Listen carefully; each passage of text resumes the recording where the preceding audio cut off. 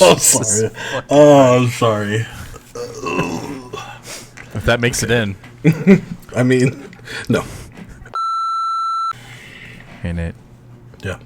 Guess what time it is? What time is it? No, I asked you. Like, guess what time it is? Oh, 8:04 p.m. No. Is it comic pool time? Comic full time? Is it time to pull on our comics? This is getting really weird. Well. What up, YouTube? It's Jim from Two Fat Guys Pull List. And today is Wednesday, March 31st. Ooh, you almost said April. Almost said April, but it's March 31st. And when it's March 31st on a Wednesday, what does that mean, Nate? New comics, fresh pools, Fresh pulls. hot comic hauls. We're talking about the comics we pulled at the shop today. It's going to be a solid week, I think. Yeah, you predicted A- to A, so I pretty stand hardcore. by it. I totally stand by it. no, I think you might be right. All right, well, let's just get to it then, shall we? Except we didn't discuss the order that people We were. didn't discuss the order, so we'll be right back. Up first, we have Valkyries, Reign of the Valkyries, issue 4. This is the last of the King in Black tie-ins. Also, this Phil Noto cover, it's so beautiful. Yeah, I'm kind love of it. jelly that I didn't get the Phil Noto cover. I got the Phil Noto cover on issue 1, which was Brunhilde, or however you say her name. Yes. And now, since I have that one, now I have this one, I kind of want the other two that are the Phil Noto covers too. Well, hopefully Ron's got them. If not, you're going to be eBay hunting. Be searching. Yeah, I'm excited. This is the last book in the King in Black tie-in, and then we jump directly into the Mighty Valkyries. So Yes. Jason Aaron is going to continue the Valkyrie story in another 5-parter, I believe. Yeah, I'm all about it. Yeah, I am interested to see, what parts, that we sort of drop off from King of Black and what parts are going to keep going. I'm still bummed that it's a limited series, the Mighty Valkyries. We say it every time. Like, Marvel just needs to. They just need to make it a full-on and pandemic be damned. Just keep going. Just keep it going. Honestly, though, I actually went back and touched on a few of the early issues of the first run, and I was looking at them, which ones were my favorite ones, and actually, you know what? They were the ones written by Al Ewing. Oh. So, I don't know. Anyway. Anecdotal evidence, but... Here's another thing. This is something that's just not even... I think we're going to go back to some of the stories that we didn't get in the run that ended, because one of the covers that I think is in June looks like exactly like what we would have gotten a year ago. Okay. I think we're going to get some of those stories, like some closure on some of those stories. So Yeah, for that's sure. kind of cool. Nice. All right, next up, we've got Spider-Man Symbiote number 5. This is also the last book in this series. This has been a crazy book. It's all over the freaking place. There are so many different characters in it. I've been enjoying it. This has been a really fun King in Black tie-in that I think at the end, I believe, we'll see, will actually have some weight within the series. We'll have to wait and see where it goes. But overall, this has been a very fun book. Yeah, this this run makes me much more interested in Peter David's work. Not that I know he's considered a great writer for Marvel, been around a long time. I just was never familiar with it. Yeah. But just the amount of oddball characters, awesome cosmic people that he's brought into this run, I love it. So this is going to be a day one trade pickup for me since I missed a couple issues. For sure. And it's, like you said, there's just so many oddball characters in here that you would never expect to be together, like Rocket Raccoon, Kang the Conqueror, Black Knight. It's all over the damn place. The Watcher. It's nuts. All right, next up we have Ghost Rider, King in Black. This is just a one shot. I'm really looking forward to this because I was pissed that Ghost Rider got the axe. So I'm hoping for some closure in this book. This is Ed Brisson, right? The same writer from the Cancel. This is. I mean, you look on the cover and Ghost Rider still has his crown. He's still got the King of Hell. I almost hope this leads into something else. I have a feeling it won't. But I was really upset when they canceled Ghost Rider. So hopefully there's some open-endedness in this. I doubt there will be, but I think there'll definitely be some closure to his book. So Up next, we have most highly anticipated Beta Ray Bill issue number 1. Technically, this is spinning out of King in Black, is what they say. But this, like, he's got a little spiral that's spinning out. yeah, ooh. Okay, Like, make sorry, sure you put that in post. I will for sure. There's so many check marks in this book for me. A writer artist combo, one person getting to do their whole vision. I'm totally about that. Beta Ray Bill, obviously, as a character, super about that as well. So yeah, I am so stoked for this book. Plus, his art style is just so like raw, and I've seen preview pages on his Instagram. On what's his artist name again? Daniel Warren Johnson. Warren. So he has posted like the black and whites before he's put in color, and I'm just like, dude, this looks so fucking cool. I'm ready for it, man. Yes. I'm so excited. And today, actually, at work, I sneaked in a couple issues of the Ghost Fleet, which is the Donny Cates book that he drew. Ugh. And I was just looking at it and I was like, this art's so good. And then I put the book down and I was like, wait. Beta Ray Bill. And I was like, it just made me that much more excited because I was enjoying the art so much. That's badass. We have X-Men number 19. Get to see some of the fallout from Children in the Vault, see what's going on there. Also, I will never remember this feller's name. Sync. See what's going on with his powers. He's had a lot of different changes. I have a feeling that a lot of them are going to be going through a lot of changes. Like a lot of different mutants are? No, more specifically, the 3 that are in the vault. So Darwin, Sync, and Wolverine. I think, Yes. you know, because we're presuming that they're dead. In the last issue, like, the place blew up. So we'll see what happens. But I think this is going to be a crazy book. And I am predicting, because I saw it on Twitter, classic Hickman here, and I'm saying it right now. I'm predicting it right now. This is probably going to be my pick of the week, outside of maybe Beta Ray. Beta Ray might be my pick of the week, but this, I feel like we're gonna get some classic Hickman in this book. So I don't know. Have you cheated at all in this? Did a little sneak peek? No, so that one. so I did. No, I did. No, I don't want to hear it. Yeah, you know what? For all the times do you've done things to me, I think I'm gonna have to. dude. Come on. It's not a spoiler. I swear to God. All right, fine. No, that's fine. Thank Never you. mind. Good. You'll just have to wait. Wait until Friday. No, you're gonna read it tonight, and then we're gonna talk about it. All right. Next up, we've got Avengers: Curse of the Man-Thing. I was not originally going to pick up this book when they first announced it. But then I saw the last book in the series, which is an X-Men book, and it looks freaking crazy. So I was like, you know what? I'm doing it. Well, and plus issue 2 is Spider-Man, isn't it? Yeah, there's a Spider-Man one too. Okay. But this is actually a key issue because there is a new character in this book. Oh, that's right. So- I forgot about that. There's a little bit of, collectability there. Anyway, I did sneak into this one, and I saw the artwork, and it is fantastique.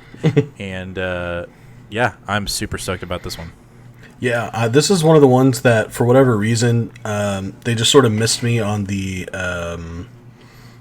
previews description. Like, it just was just like, I don't know. But now I'll see. You're a little intrigued. I'll probably read it. Okay. Next up, we got Black Cat number 4, fresh out of the King in Black, tie-in. So this is now we are going into the Black Cat story as of now, and we know we're revving up to the Infinite, I believe, storyline that we talked about in Solicitations for June. Yes. So yeah, this again, fantastic, beautiful Pepe Larraz cover. I hope he stays on it for a while, and I'm actually really enjoying Black Cat. I didn't read the previous series before it got canceled, but this has been a really awesome book. So, and a perfect way to tie in a book to an event and still let it keep its identity.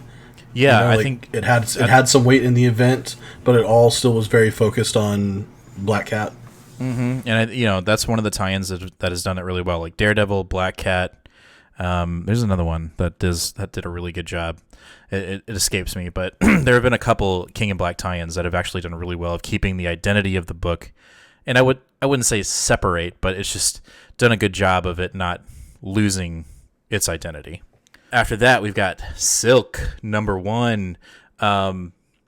Cover, fantastic. Know nothing about this character, and I'm all about it. I just want to dive in because I'm sure it's probably better than Nick Spencer's Spider-Man. So, dig.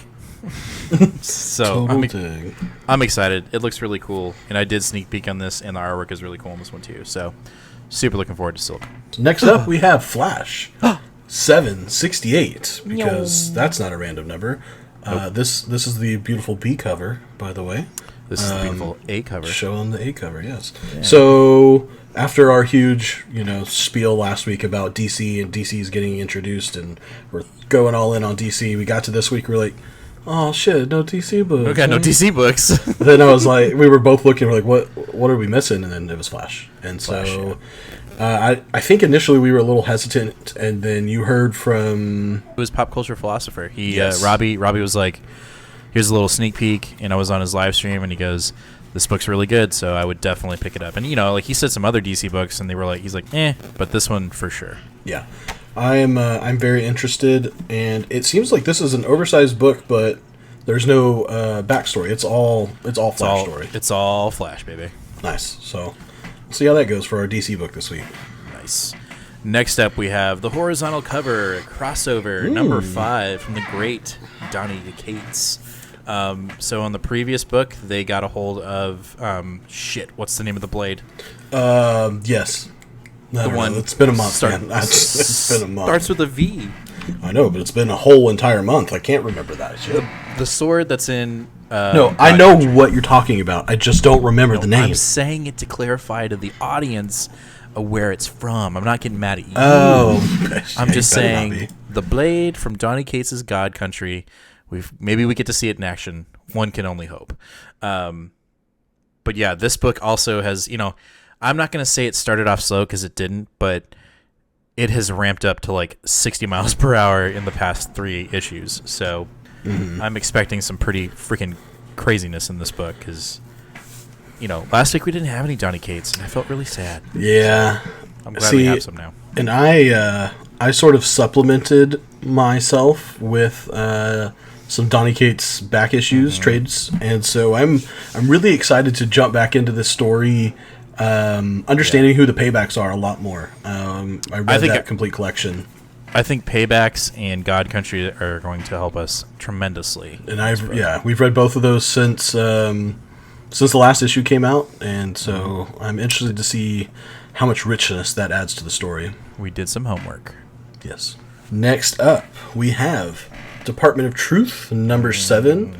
It looks like... What was that? Nothing. I was going, meh. Oh, yes. Department of Truth, #7. So true.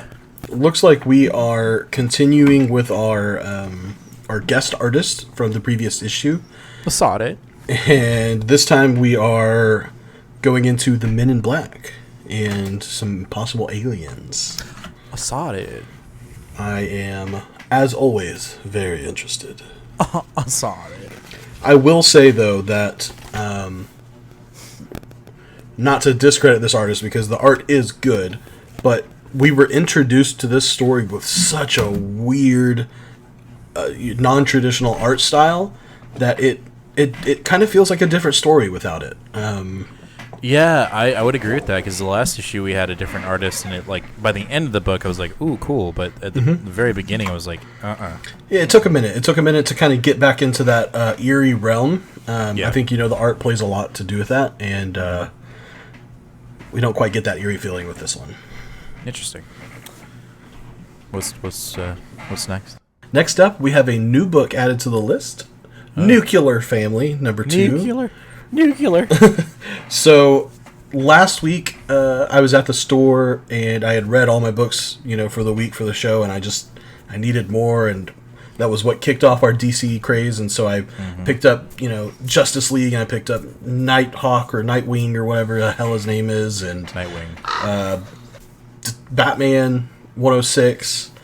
And I was just looking there, and Nuclear Family #1 had been staring at me, and I was just like, no, I'm not going to get this week. And then I was there the next week, and I was like, No, not this week. And there was like 4 or 5 issues on the wall, and then I went back and there was like one more, and I was like, all right, got to do it. So I read it, loved it, Yeah. went back to the beginning, and realized this is based off of a Philip K. Dick novel, who's one of my favorite novelists. You didn't say that. Yeah, dude, based off of a Philip K. Dick novel, says Oh it. shit! Now I gotta go get it. I thought you picked this up. No, I didn't. Oh no, dude. I still gotta get 1 and then get 2. Yeah. Ooh. Oh shit! I guess I'm going back to the store. Oh darn, poor baby. Oh, shut up. So yes, the first issue was quite good. You know, it's got this 50s era vibe, and it does it really well. Like it really immerses you in that 50s zone pretty quickly. And then, you know, something strange happens. The family rushes to the bottom of the basement. They think something crazy's going on, and then Dad goes up to the top to see what's going on, and it's just it's not what you expect. Are you spoiling it? You're spoiling it right now. No. I haven't read it. What did I tell you that spoil? Something about them going into a bunker. Yeah. Okay, It's go. literally called Nuclear Family. Well, I don't, dude. It might be about microwaves. In issue 2, for the people that are caught up, that are watching the show, that want to know where we're at in our current continuity of all the books we cover, we're on issue 2. In issue 2, Dad's going to the top of the house to see what the hell's going on, because it's not what he expected. Because his microwave done blown up all nuclear. His microwave done made all the rabbits four-headed horses. What the heck? Okay. And last but not least, we've got Decorum number 7. I forgot the issue. It's been so long since this book has come out, and you know, we get little bits and pieces in every book. This book didn't really start catching fire until about halfway through issue 3. But it's really damn good. And talk about, like, I mean, it has different artists in it. The coloring is all over the place, and it's true to Hickman. Like, there's a shit ton of data pages, and he just world builds like a freaking maniac. And so I'm excited about this one as well. And you know, my review will be definitely out of place because the book hasn't been out forever, and I don't know if anyone's gonna ever understand. I don't even know if I'm gonna understand what the hell's going on in this book. But every time I am completely intrigued with it. So that is the last book for our show coming up this Friday. So Nice. all right, so next we're going to do what we always do, which is talk about anything that we picked up on the side that's not necessarily new this week. On the side. On the side, and I picked up on the side a little, you know, a helping of Batman White Knight hardcover from DC Comics. Yep. So this purchase came out of me picking up issue 6 of White Knight Harley Quinn. And I had never read the series, but I loved the cover. And Jacob was like, well, start from the beginning. So I got this. And then I'm going to get The Curse of the White Knight. And then when the Harley Quinn hardcover comes out, then I'll get that. But this is where I'm going to start, obviously at the beginning. Nice. And he said it was really good. And he told me the premise. I was like, that sounds crazy. So I'm going to give it a shot. Is this like an Elseworld story, or is this supposed to be continuity driven? I don't know. I couldn't tell you that. All I know is that it's in the Black Label DC, you know, storytelling. Okay, yeah. I think all Black Label is technically supposed to be Elseworlds. Okay. But with this new, like, Infinite Frontier, like, everything's sort of continuity because every Elseworlds is just a different multiverse, and Right. so who knows? Maybe. Well, the premise. So I don't know if you know the premise, but the premise on this is, there's a group of like very extremely rich people that bet on Batman, and bet how much he's going to destroy the city. So they're profiting. They're basically profiting off of his vigilantism. Okay. And that's part of it. I know there's more of it, but that's what Jacob gave me. He was just like, take that and then read it. And then obviously I think the Joker's in it, and it's insane. It's just I will definitely read it and tell you how it is, but I'm excited for it. Hell yeah. So what you got? I'm a little light this week, but I basically picked up 2 trades, 2 of my favorite style trades. Epic. I don't think collections. anybody has ever put the "I'm a little light" about the Two Fat Guys, so just going to throw that out there. That's true. Relatively speaking, I usually have... I was going to say heavy load. I stopped. Well, you said it now, so... Well, I guess so. Okay. Anyway. So, I picked up 2 trades. My favorite style of Marvel trades for old books. There we go, on that side. Marvel Epic Collections. So, I've mentioned a few times that I'm doing a read-through of X-Men from... I mean, I tried starting at X-Men 1, like straight up Silver Age. Whoa. And I got like 10 issues in and was like, oh my god, I cannot do this.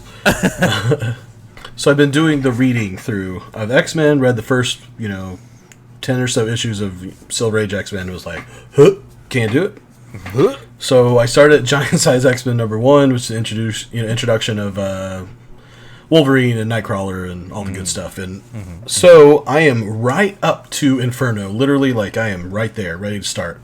So I need to pick up the Inferno trade. I've officially decided I am not getting the omnibus. I was going to say, aren't you going to get that Omni? No. Jacob, puts it in your face, every time you come to the shop. No. So, I mean, if we're going to go down and decide real quick, I don't know if I'm an Omni person.